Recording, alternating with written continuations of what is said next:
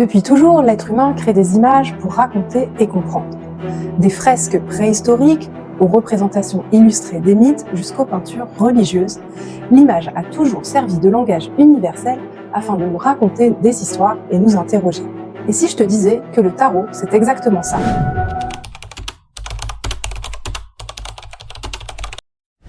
De mon point de vue, le tarot ne prédit pas l'avenir, il sert plutôt à le construire. Il fonctionne comme l'art.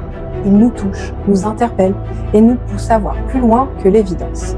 Le tarot, comme miroir de soi, comme miroir psychologique, devient passerelle entre notre conscient, notre inconscient et l'inconscient collectif. Chaque carte, riche de symboles et d'archétypes, devient prétexte à réflexion sur nous-mêmes, sur nos relations et nos dynamiques inconscientes. C'est un outil fascinant qui, si on sait l'observer et l'écouter attentivement, nous parle en profondeur. Amis voyageuses, voyageurs, bienvenue au Tarot Nova Club. Reste ici car je te propose de répondre dès maintenant à une question. Quelles cartes de tarot et œuvres d'art sont associées à la fin de la vidéo? Viens me donner ta réponse en commentaire, je verrai lesquelles sont les plus attentives et attentives.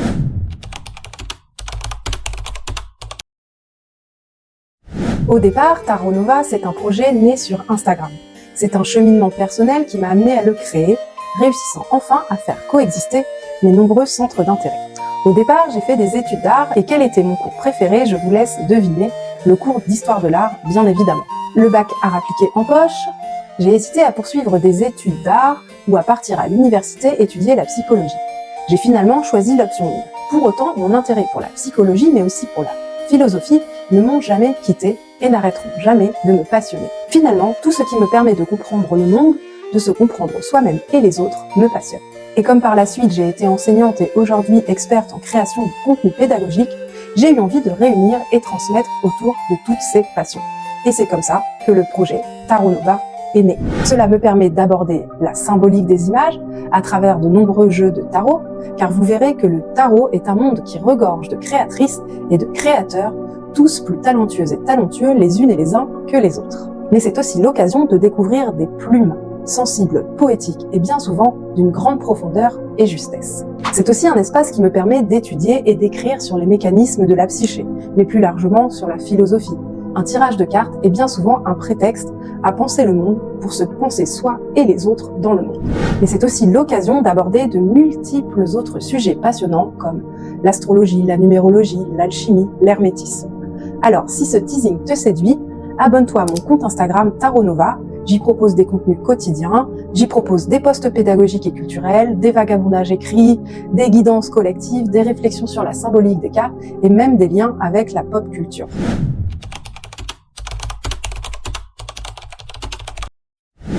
Le tarot, ce n'est pas de la magie, quoique. C'est un outil qui nous pousse à réfléchir en profondeur, à prendre un temps d'introspection, comme on dit. Il met en lumière nos doutes, mais aussi nos aspirations, nos blocages, nos forces et nos faiblesses, etc. Prenons un exemple. Tu hésites entre deux chemins professionnels. Le tarot va t'aider à voir ce qui bloque tes vrais désirs. Tu as l'impression de revivre toujours les mêmes schémas amoureux. Une carte peut révéler ce que tu répètes inconsciemment. Un projet te motive, mais tu doutes de ta légitimité. Le tarot va t'aider à te confronter à tes freins. Et des exemples comme cela, je pourrais t'en donner des dizaines d'autres.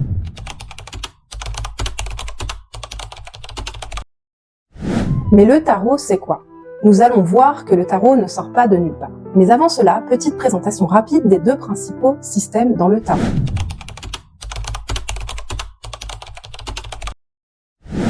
Le premier est celui qu'on appelle aujourd'hui le tarot de Marseille et que vous connaissez sûrement tous.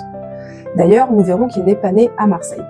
Dans le genre, quelques historiques, les premières traces d'un jeu sont celles du Visconti Sforza, ou encore le plus ancien jeu de tarot français, encore conservé aujourd'hui, celui de Catelin Geoffroy.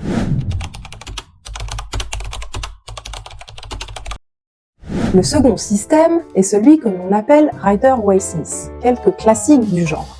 L'Aquarian Tarot, le Morgan Greer, ou encore le Tarot Todd d'Alistair Crowley.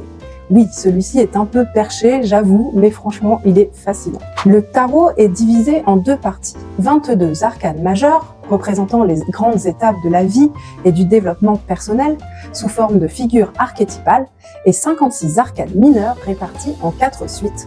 bâton, coupe, épée et denier. Chacune de ces suites étant associée à un des 4 éléments fondamentaux et à un aspect de notre vie. Mais le tarot emprunte bien d'autres références symboliques. L'alchimie, l'astrologie, les traditions occultes. On y trouve des symboles comme l'ouroboros, le yin-yang, des lettres hébraïques et des références à la Kabbale. Chaque détail compte et ajoute une couche supplémentaire à la lecture de chacune des cartes.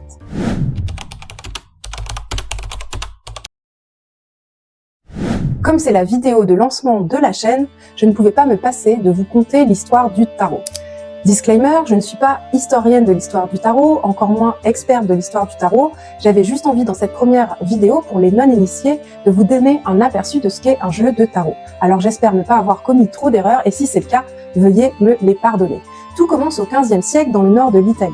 Les premières cartes, appelées cartes da Trionfi, apparaissant, sont mentionnées pour la première fois vers 1440. Ce sont des jeux de luxe, peints à la main, commandés par les grandes familles comme les fameux Visconti Sforza. Les plus anciennes cartes connues nous viennent donc de cette illustre dynastie milanaise. Ces jeux sont des objets d'art. Ils préfigurent les grands archétypes que nous connaissons aujourd'hui dans les tarots dits traditionnels. Le tarot de Charles VI s'inscrit dans cette première vague. Le tarot se répand vite depuis l'Italie. Il gagne la France au tournant du XVIe siècle. Selon l'historien Michael Dumet, ce sont les guerres d'Italie menées par Charles VIII puis par Louis XII qui auraient importé le tarot dans l'Hexagone. La plus ancienne trace française date de 1557. Il s'agit d'un jeu réalisé par Catelin Geoffroy à Lyon, qui est aujourd'hui conservé dans un musée allemand à Francfort. Ce tarot très singulier comporte des enseignes étonnantes, des perroquets, des paons, des lions et peut-être même des singes. Grâce à la xylographie, une technique de gravure sur bois, la production de cartes s'intensifie du XVe siècle au XVIIIe siècle. C'est dans ce contexte qu'émergent les prototypes du tarot de Marseille, dont les racines sont à chercher aussi bien du côté de la Lombardie italienne que des ateliers français. En 1639, un véritable trésor historique est créé, un tarot de Marseille signé Philippe Vaquier, complet et daté, fabriqué à Marseille. Ce chef-d'œuvre, resté intact, refait surface en 2023 et est vendu aux enchères à l'hôtel Drouot pour la modique somme de 75 000 €. D'autres figures marquantes du XVIIe siècle sont Jean Noblet, Jacques Viéville ou encore le mystérieux Tarot de Paris. Ce sont les premiers jeux complets ou presque avec les 78 cartes que nous connaissons aujourd'hui. À la fin du XVIIe siècle, la mode du tarot décline, mais subsiste tout de même encore en Provence, en Alsace et à la frontière suisse. Pourtant, au siècle suivant, les maîtres cartiers comme Jean Dodal, les païennes Nicolas Convert ou encore Joseph Fautrier poursuivent sa fabrication, souvent pour l'exportation. Au XIXe siècle, le tarot se diversifie. Jean-Baptiste Camoin modernise la production et relance, à Marseille, le tarot de Convert avec des couleurs adaptées à l'impression industrielle. En parallèle, en Allemagne apparaissent des tarots avec des motifs pittoresques et animaliers.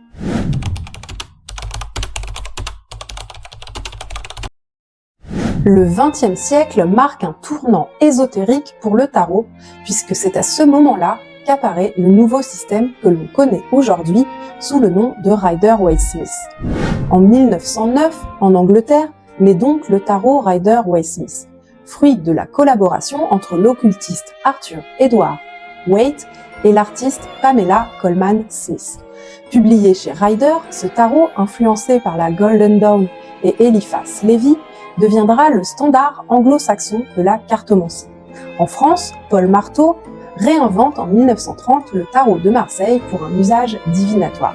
Il publie chez Grimaud l'ancien tarot de Marseille aux couleurs franches et contrastées qui s'imposera dans l'imaginaire collectif jusqu'à aujourd'hui. Et je pense même que c'est celui que vous connaissez. Mais revenons au jeu qu'on appelle Rider-Waite-Smith. Il connaît un succès fulgurant. Plus de 100 millions d'exemplaires circulent à travers le monde. Et pour cause, ce tarot est révolutionnaire. Contrairement au tarot de Marseille, il illustre chaque carte mineure avec des scènes narratives, le rendant infiniment plus accessible aux débutantes et débutants. Il est aussi plus universel car débarrassé de ses références religieuses. C'est l'un des tout premiers tarots à proposer des illustrations détaillées pour toutes les cartes. Pamela Colman Smith a imaginé de véritables scènes allégoriques accessibles aux lectrices et lecteurs intuitifs. Ce tarot est celui qui a inspiré et inspire encore des milliers de jeux contemporains. Il reste une référence, une base une source d'inspiration pour toutes celles et ceux qui explorent le tarot comme un chemin de connaissance de soi, d'art et de spiritualité. Le style est simple, presque naïf, mais foisonne de symboles influencés à la fois par l'ésotérisme chrétien, la Kabbale, l'astrologie ou encore les travaux d'Eliphas Lévis, le célèbre magicien du XIXe siècle. Waite y apporte aussi des ajustements. Il intervertit la force et la justice par rapport au tarot de Marseille afin de les faire correspondre aux signes astrologiques du lion et de la balance selon les enseignements de la Golden Dawn. Certains archétypes sont transformés. La papesse devient la grande prêtresse, le pape devient le hiérophante. Et les amoureux, inspirés des tarots italiens, deviennent Adam et Ève sous l'œil d'un ange, symbolisant ainsi le choix, mais aussi la tentation, le libre arbitre et la dualité. Tout comme le tarot de Marseille, le tarot Rider-Waite-Smith comporte 78 cartes, 22 arcanes majeures, allant du chiffre 0, le fou, au chiffre 21, le monde, et 56 arcanes mineures divisées en 4 suites correspondant aux 4 éléments fondamentaux, feu, eau, air et terre. Dans le tarot de Marseille, on commence au chiffre 1, le battleur, et on termine au chiffre 22 avec le mat correspondant au fou.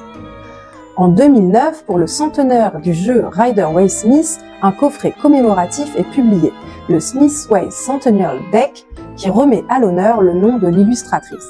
Car aujourd'hui, de plus en plus de passionnés préfèrent parler de Smith-Waite pour rendre justice au rôle fondamental de Pamela Colman Smith dans cette œuvre révolutionnaire.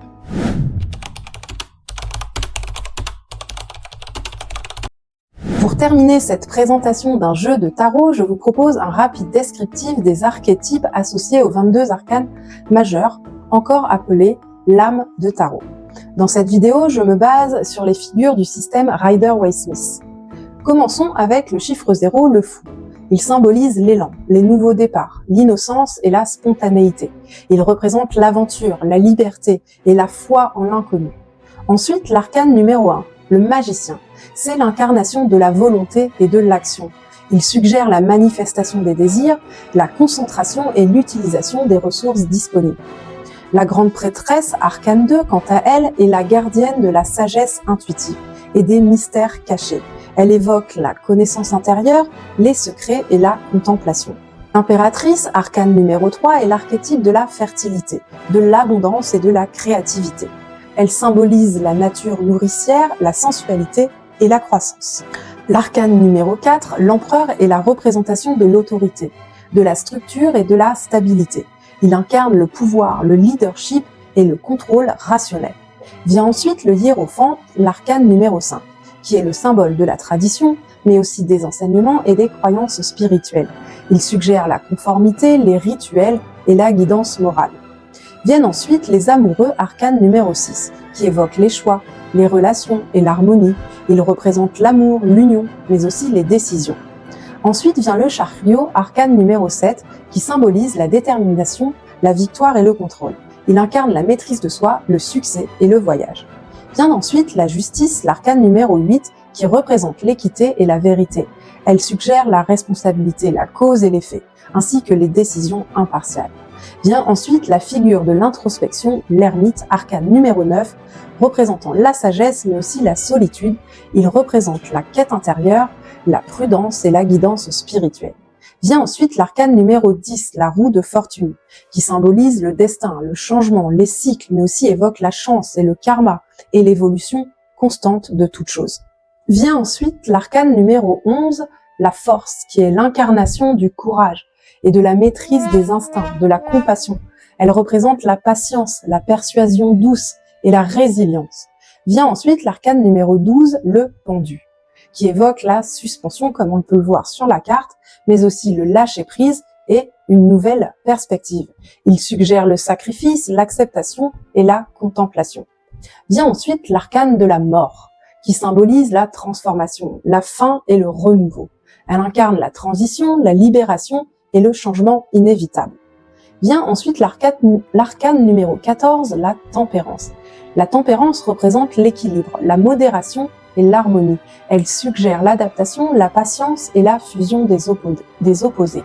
Le diable, l'arcane numéro 15, est le symbole de nos attachements matériels, mais aussi des illusions, des dépendances Il nous parle de tentation, de désir, de nos ombres et de nos limitations auto-imposées.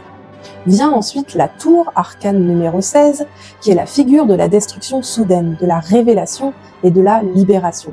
Elle représente le bouleversement, la rupture et l'éveil brutal. Vient ensuite l'étoile, arcane numéro 17, qui nous parle d'espoir, d'inspiration et de sérénité. C'est une carte qui incarne la guérison, la guidance divine et la paix intérieure. Vient ensuite la lune, arcane numéro 18, qui évoque l'intuition, les illusions et le subconscient. Elle suggère les rêves, les peurs cachées, mais aussi les mystères nocturnes. Vient ensuite le soleil, arcane numéro 19, qui lui symbolise la joie, la clarté, le succès. Il représente la vitalité, l'optimisme et l'épanouissement. Le jugement, quant à lui, arcane numéro 20, représente la renaissance, l'éveil et la réalisation. Il suggère la libération, la rédemption et les nouveaux commencements. Enfin, le dernier arcane, l'arcane numéro 21, le monde est la figure de l'accomplissement, de l'unité et de la complétude. Il symbolise la réalisation totale, l'harmonie et l'intégration. Promis, je ne vais pas te demander de tous les retenir. Passons aux arcanes mineurs. Les arcanes mineurs sont au nombre de 56, divisés en 14 cartes appartenant chacune à une suite. Chaque suite est composée de cartes allant de l'As au 10, puis présentant 4 personnages de cour. Le valet, appelé aussi page, le chevalier ou cavalier, la reine et le roi. Chacun d'eux est associé à des attitudes. Le valet découvre, commence, apprend. Le cavalier, quant à lui, maîtrise et agit sans se poser de questions. La reine maîtrise et incarne. Le roi maîtrise et agit avec détermination. Voyons maintenant la symbolique des suites dans le tarot. La première suite, la suite des bâtons, est associée à l'élément feu. Elle représente l'énergie, l'action, la volonté, la passion. Ce sont les idées qui prennent vie. Vient ensuite la suite des coupes, qui elle est associée à l'élément eau. Elle nous parle de nos émotions, de nos sentiments, de notre intuition, de nos relations. C'est notre monde intérieur. Vient ensuite la suite des épées qui, elle, est associée à l'élément air, à l'intellect, aux décisions, à la communication mentale. Et enfin, la suite des deniers qui, elle, est associée à l'élément terre, qui nous parle de matière, de travail, mais aussi de concrétisation, d'argent, mais aussi du corps ou de la nature. Enfin, pour terminer la présentation des éléments structurels et symboliques d'un jeu de tarot, chaque carte porte un numéro et ces chiffres ont une symbolique forte qui influence leur signification. Commençons avec le numéro 1 que l'on appelle dans le tarot l'As. L'As représente le commencement, l'étincelle, le potentiel pur. Par exemple, l'As de bâton nous parlera d'une nouvelle inspiration. Le 2 représente l'équilibre ou la dualité, le choix, l'association. Le chiffre 3 représente la création et l'expansion, l'expression, la croissance. Exemple, le 3 de coupe nous parle de lien social, d'amitié et de joie partagée. Le chiffre 4 est celui de la stabilité, des fondations, de la structure. Le 5 est le numéro des conflits et des changements, des turbulences, des défis. Par exemple, le 5 de bâton nous parlera de compétition et de friction. Le chiffre 6 nous parle d'harmonie et d'avancée, de rétablissement de l'équilibre. Par exemple, le 6 de denier nous parle d'équilibre entre donner et recevoir. Le chiffre 7 est celui de la quête et de l'expérience, de l'exploration, mais aussi de l'introspection. Le 7 d'épée, par exemple, nous parlera de stratégie ou de ruse et de tromperie. Le chiffre 8 est celui de la puissance et du mouvement, du dynamisme, de la transformation. Enfin, le chiffre 9 est celui de l'aboutissement, de l'achèvement et de la réalisation. Le chiffre 10 est celui du dépassement, du passage à un cycle supérieur.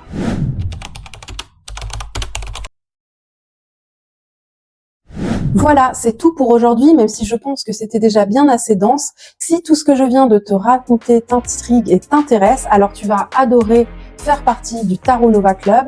Pour cela, abonne-toi parce qu'ici, on va explorer le tarot dans tous les sens. Des présentations de jeux et de leurs créatrices et créateurs, une série Arrêt Carto spéciale pour présenter le chemin initiatique des 22 arcanes majeurs au travers d'œuvres d'art, mais aussi des sujets mêlant carto, philo, symbolisme ou encore actualité. Et enfin aussi des guidances collectives pour te raconter les énergies au fil du temps. Alors pour ne pas rater les prochaines vidéos, abonne-toi dès maintenant à la chaîne du Tarot Nova Club. Et si tu as aimé cette vidéo, n'hésite pas à lâcher un petit pouce Toi-même, tu sais que ça fait plaisir à l'algo et je vais pas te mentir, ça me fait plaisir à moi aussi. Et maintenant, place à la carte de tarot associée à une œuvre d'art. Et si ça t'intéresse d'en savoir plus sur cette association, tu peux retrouver l'intégralité de l'épisode 1 de Art et Carto sur Instagram. Allez, viens me donner la réponse en commentaire. Ciao!